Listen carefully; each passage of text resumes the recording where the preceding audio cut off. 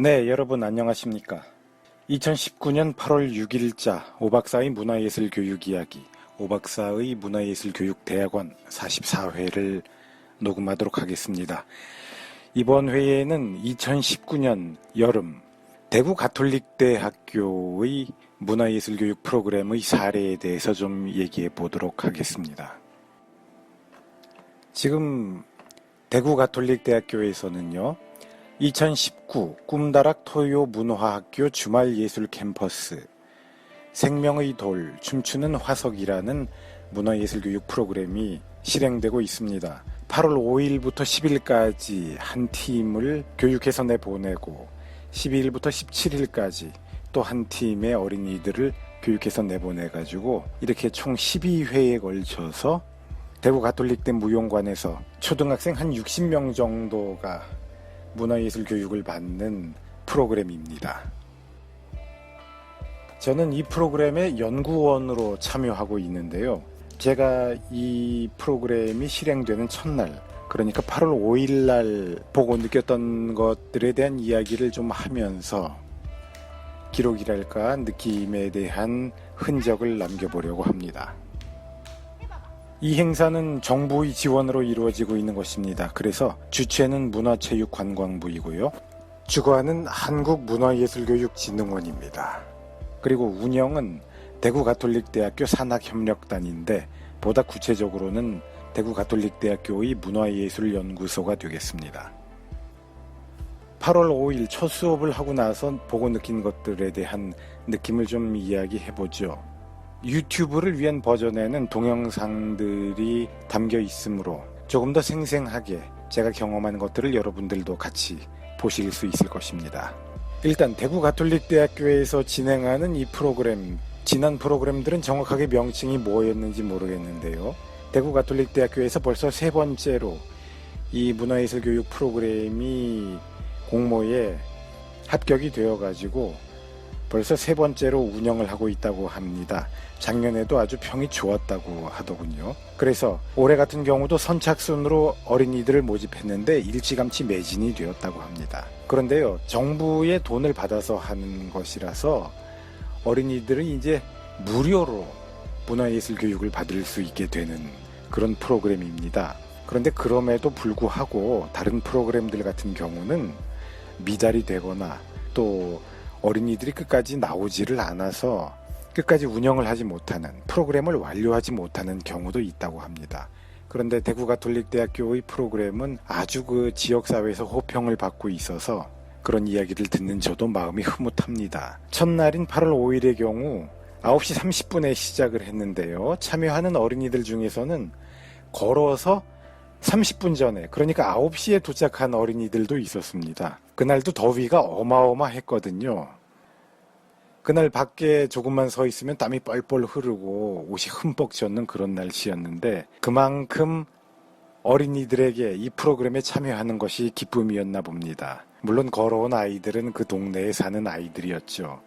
그렇지만 아무리 그 동네에 산다고 해도 교문에서부터 학교 캠퍼스 걸어가지고 무용학과 건물까지 오는 거리가 어른한테도 그렇게 만만치 않은 거리입니다.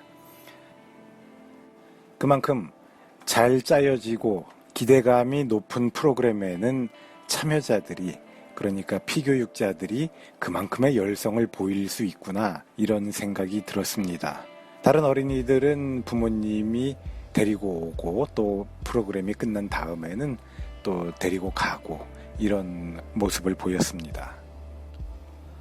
이건 좀 속된 이야기인데요. 제가 대구 가톨릭대학교의 문화예술교육 프로그램을 보면서 느낀 것 중에 대놓고 이야기하기는 조금 껄끄럽고 그냥 속으로 담아두기에도 조금 말하고 싶어서 입이 간질간질해지는 성공의 요인 하나는 여기 참여하는 이 문화예술교육 프로그램을 이끌어가는 선생님들이 무용전공자들이라서 그런지 다 젊고 예쁩니다. 그것이 아주 그 커다란 이 프로그램의 매력인 것 같습니다. 여자 선생님들은 늘씬하고 예쁩니다. 남자 선생님들은 키가 크고 잘생겼습니다. 그런 사람들이 어린이들 보고 반갑다고 악수하고 하이파이브하고 아이들이 사랑스러워서 아이들을 끌어안아주고 아이들과 같이 놀고 춤을 춘단 말이죠. 그러면 됐지 그 이상 뭘 바랍니까?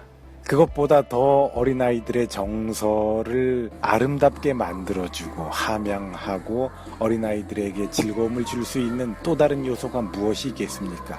어쩌면 그것만으로도 충분하겠죠. 사람을 외모로 판단하는 것 같은 이런 속된 이야기를 제가 굳이 하는 이유가 있습니다. 저도 문화예술교육의 현장에서 분투를 해보기도 했습니다. 저는 비행 청소년들을 데리고 있는 기관에 가서 연극을 가르치는 것을 해봤는데요. 그때 제가 느꼈던 것은 이러한 것이었습니다. 이러한 성격의 프로그램에서는, 이러한 성격의 교육에서는 전문성이 중요한 것이 아니다.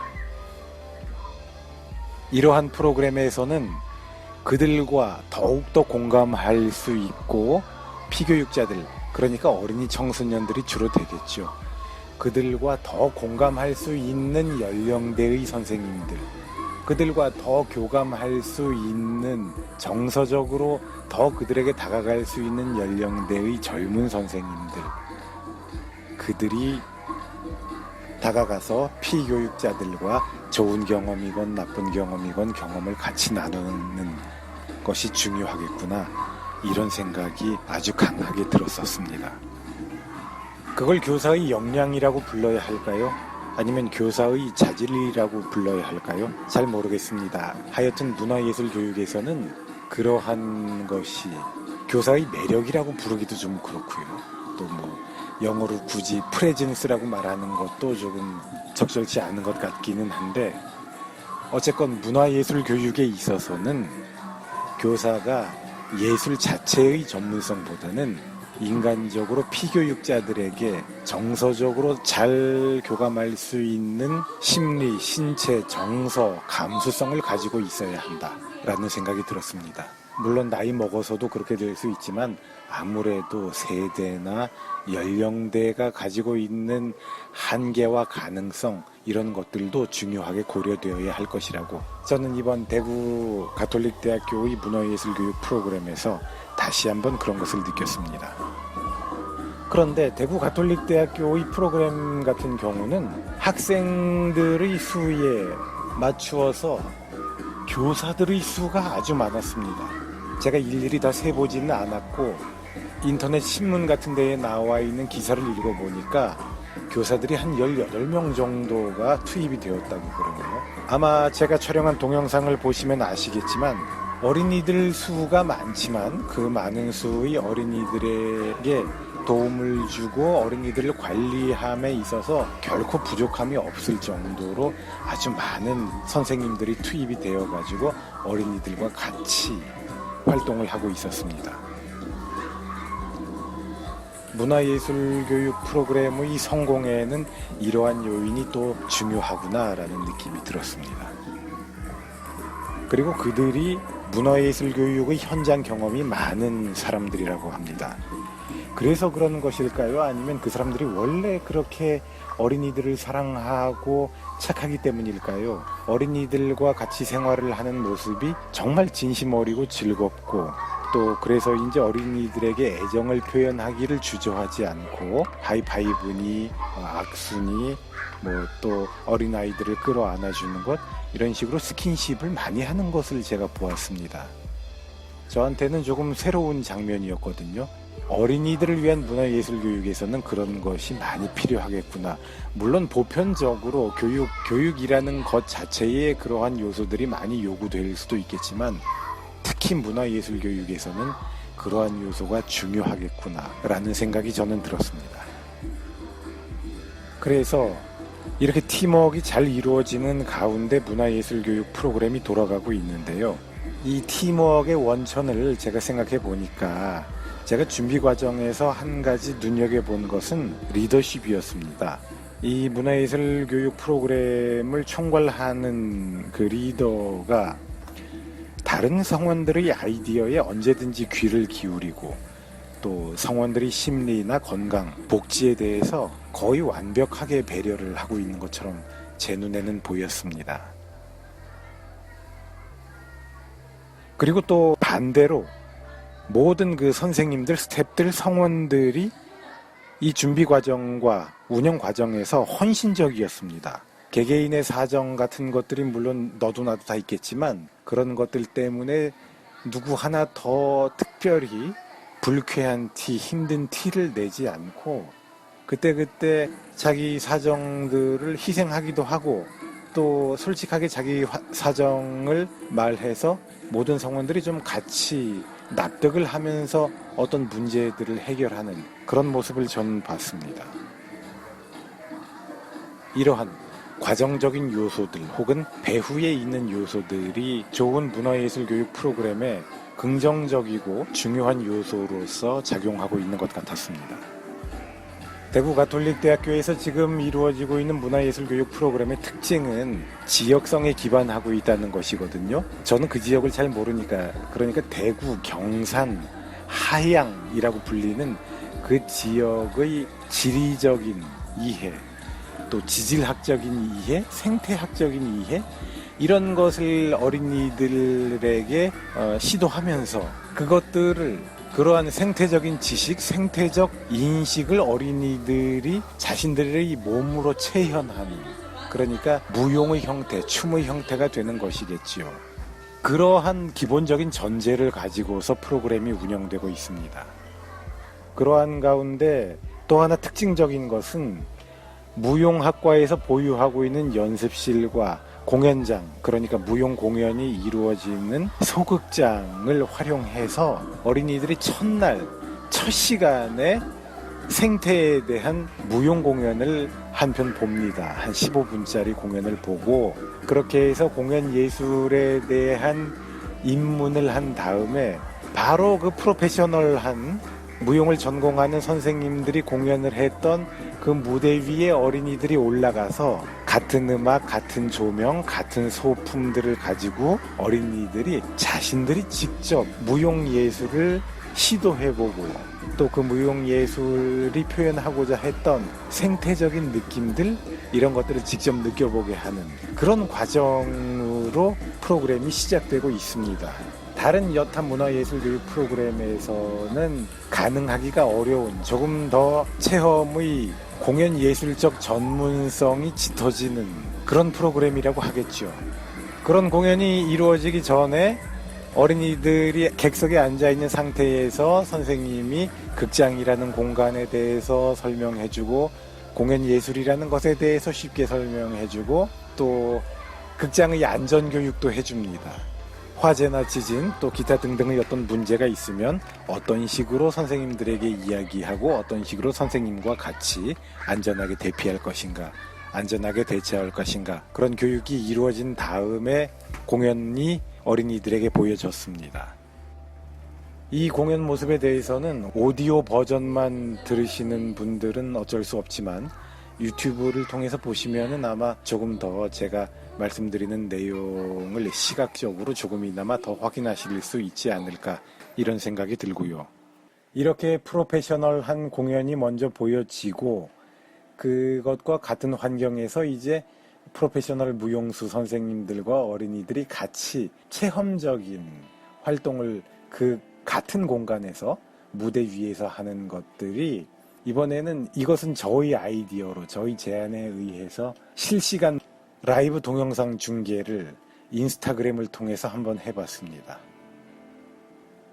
이 라이브 동영상의 중계는 라이브 방송은 새로 시도하는 요소인데다가 사실 문화예술교육 프로그램의 운영과 관련해서 어떻게 이론적 배경을 더 갖추고 이론적으로 합리화할 수 있을지에 대해서는 연구가 덜 이루어진 상태에서 새로운 시도로서 행해진 것이었기 때문에 앞으로 이것에 대해서 이론적인 기반을 조금 더 마련하고 보다 더 효율적으로 의미 있게 행하는 데에 있어서는 연구가 계속 필요할 것 같습니다. 근래에 개인들의 라이브 방송이 아주 새로운 문화적인 현상이지 않습니까? 공연 예술에서도 그러한 것이 근래에 종종 시도되기도 했었죠. 문화예술 교육에서도 어떻게 이러한 요소를 잘 활용할 수 있는가를 한번 더 우리가 고민해 봐야 할 것 같습니다. 저는 어린이들이 무대 위에서 조명 속에서 그리고 음악이 흐르는 가운데 무용수 선생님들이 했었던 그런 몸짓과 활동들, 액티비티들을 자신들이 직접 하는 것을 보고 또 자신들의 상상력을 가미해서 새롭게 노는 것을 보면서 아주 마음이 흐뭇했습니다. 그리고 아마 이러한 체험이 문화예술교육에 있어서의 본질적으로 추구되어야 할 요소들이 아닌가 그런 생각이 들었습니다. 그리고 이러한 체험들이 쌓여서 우리의 예술에 있어서의 후속 세대들이 길러지고 또 어린아이들은 이러한 경험을 통해서 자신들이 예술에 대해서, 공연 예술에 대해서 꿈을 키우게 될 것이다 라는 생각이 아주 강해졌습니다. 이러한 활동을 한 어린이들은 공연 예술에 대해서, 더 넓게는 예술이라는 것 자체에 대해서 앞으로 계속 동경하고 흥미를 갖게 되겠지요. 더더군다나 대구가톨릭대학교 무용과에서 보유하고 있는 이 극장이라는 시설, 그리고 무용연습실이라는 시설을 활용하는 것은 매우 좋은 아이디어이고 바람직한 아이디어인 것 같습니다. 대구가톨릭대학교에서 그 학과에서 보유하고 있는 소극장은 우스운 공간이 아닙니다. 웬만한 대학로 소극장보다 훨씬 나은 환경을 가지고 있는 좋은 소극장이고요. 무용과의 대연습실 같은 경우는 제가 들어가서 보고 그 환경이 주는 아주 그 쾌적함과 미학적인 인상, 뭔지 알 수 없는 아름다운 인상이 그 무용과 연습실에는 있습니다. 벽에 거울이 쫙 붙어져 있고요. 시원한 마룻바닥이 깔려 있고요. 한쪽에는 북이며 장고며 또 시각적으로도 아름답고 전문적인 공간이구나라는 것을 느낄 수 있는 장비들이 마련되어 있습니다. 그런 공간 안에서 어린이들이 부담 없이 뛰어놀고 기초적인 예술 체험을 하게 된다면 그것이 얼마나 그들에게 어린 시절의 커다란 행복한 추억이 되겠습니까? 처음 시작할 때 저는 예쁘고 잘생긴 남녀 선생님들의 어린이들에 대한 애정 표현, 이것이면 충분하다라고 말씀을 드렸는데요. 그것과 함께 이 극장이라는 공간과 연습실이라는 전문적 공간 안에서 어린이들이 가졌던 느낌, 이런 것들이 그들이 계속 공연 예술에 대해서 꿈과 희망을 가지고 자라날 수 있게 하는 씨앗이 될 것 같다는 생각이 들었습니다. 우리가 이런 식으로 예술과 공연 예술의 미래를 설계해 나가야지, 이러한 식의 꿈과 동경이 없는 상태에서 어린이들에게 예술이라는 것은 지루한 것이라는 느낌을 주게 되는 식의, 모르겠습니다. 제가 아주 어릴 때 학교에서 받았던 예술교육 같은 것들은 그런 것이었죠. 그런 식의 예술교육이 아직도 이어지게 된다면 그것은 문제가 있는 것이다, 이런 생각이 들었고, 문화예술교육의 실제적인 효과를 우리가 일상생활에서는 경험하기가 쉽지 않은데, 저 같은 경우는 제가 실제로 목격하게 되니까 문화예술교육이라는 것이 정말 꼭 필요하겠다. 그리고 되도록이면 많이 투자되고 이런 기회가 많이 제공되면 좋겠다라는 생각이 들었습니다. 첫날의 프로그램을 마친 뒤에는 어린이들이 귀가하기 전에 손을 소독하는 손 소독제를 어린이들에게 나눠주어서 어린이들이 귀가하기 전에 손을 소독하고 귀가하도록 했습니다. 여름인 계절이고 하니까 이러한 식의 위생관리도 필요하지 않겠나, 이러한 식의 고려를 하고 있는 것도 이 프로그램에서 한 가지 제가 좋게 본 모습입니다. 자, 너무 두서없이 말씀드렸는데요. 그냥 이렇게 이번 회에는 정리를 해야 할 것 같습니다. 이 프로그램은 처음에 공연으로 시작을 했는데 제일 마지막 내용도 공연입니다. 제일 마지막에는 어린이들이 자신들이 그동안 화석과 생태에 대해서 공부한 내용을 춤으로 표현하는, 이것도 역시 통합예술교육에 있어서의 중요한 요소이죠. 자신들이 얻은 지식을 또 체현하는, 어떤 프로젝트를 통해서 표현하는 이러한 모습을 보이면서 마무리를 하게 될 것입니다. 공연으로 시작해서 공연으로 끝난다라는 것이 이번 대구가톨릭대학교 꿈다락 토요문화학교 주말예술캠퍼스 2019년 프로그램의 특징인 것인데요. 아무쪼록 이 운영 과정이 평화롭고 행복하게, 안전하게 잘 이루어졌으면 좋겠습니다.